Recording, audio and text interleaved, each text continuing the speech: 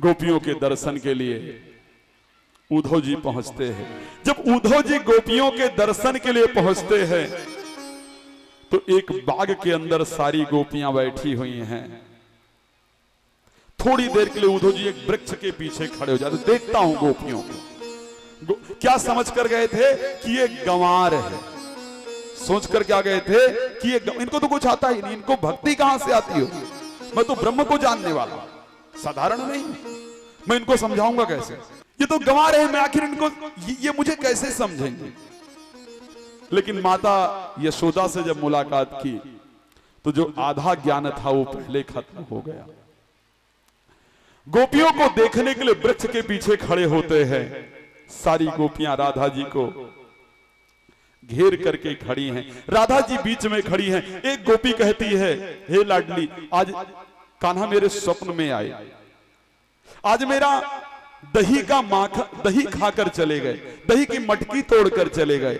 एक गोपी कहते, हे कान्हा, हे लाडली जी, हे राधा जी, आज कान्हा मेरे स्वप्न में आए, मेरे बछड़े को खोलकर भाग रहे थे, मैंने पकड़ लिया। एक गोपी कहती, आज कान्हा मेरे स्वप्न में आए थे,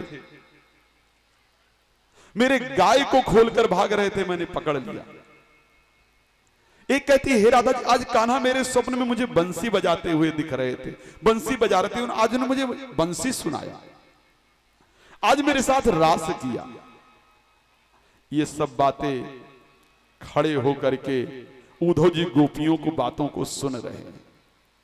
राधा जी कहती हैं, स्वप्ने पश्यन्ति या कांताम ध्यानस्ताः सखियोषिता अस्माकं तु गते कांते गता निंद्रावपि वैरणी।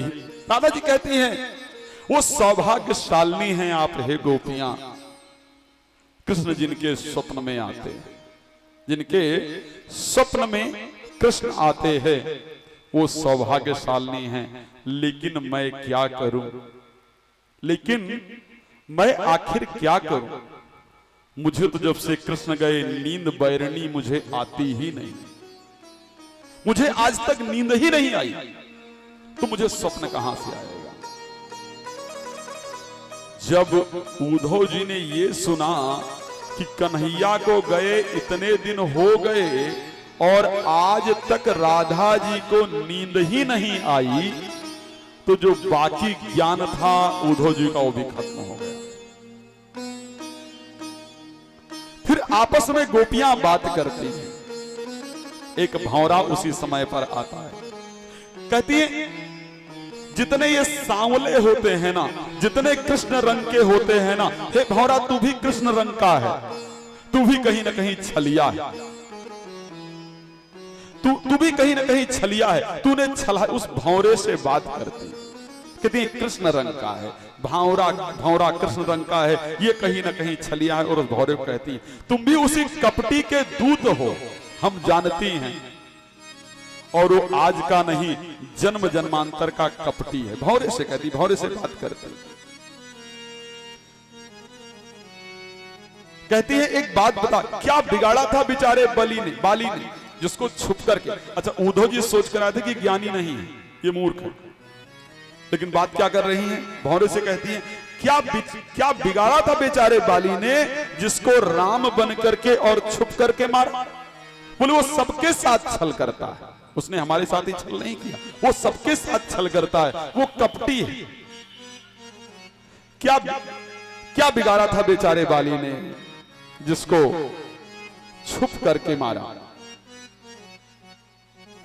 क्या बिगाड़ा था मोरध्वज ने, क्या बिगाड़ा था बेचारी शूर्पणखा ने जिसको नाक, प्रेम ही तो किया था शूर्पणखा ने, आखिर प्रेम करने के कारण उसको नाक कान कटवाना पड़ा।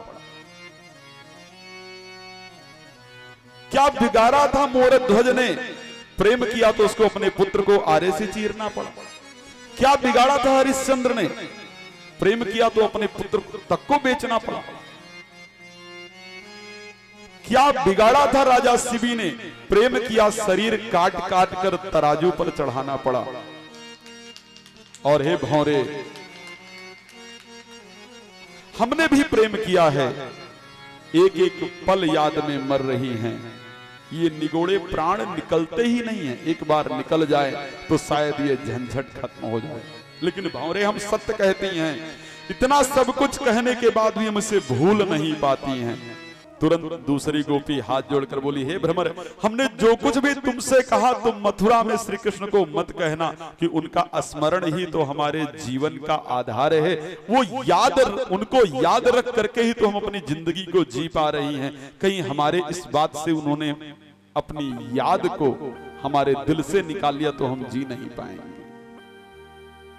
गोपियां कहती हैं, और शायद बहुत भाव है, सुंदर प्रेम का भाव है। मुझे लगता है गोपियों से बेहतर ये किसी और जगह नहीं हो सकता है। सबने चाहा कि उसे हम ना मिले, सबने चाहा कि उसे हम ना मिले, हमने चाहा कि उसे गम ना मिले। सबने चाहा कि उसे हम ना मिले, हमने चाहा उसे गम ना मिले। अगर खुशी मिलती है उसे हमसे जुदा होकर। सबने चाहा उसे हम ना मिले, हमने चाहा उसे गम ना मिले। अगर खुशी मिलती है उसे हमसे जुदा होकर, तो भगवान करे कभी उसे हम ना मिले।